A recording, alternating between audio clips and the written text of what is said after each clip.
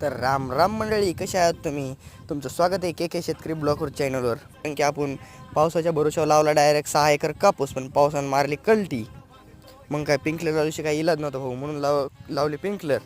मग काय एक एक एक एक करीत छाड्या नेऊन टाकले, पिंकलर आणले, असं कर शरीरले फाटरवली, पण काही इलाज नव्हता.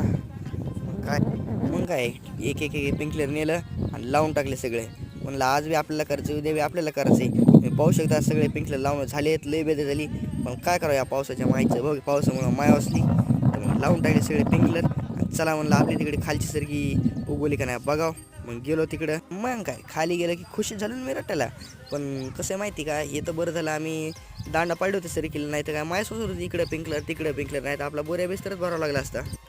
तर तुम्ही पाहू शकता कशी आहे उगली आपली सरकी.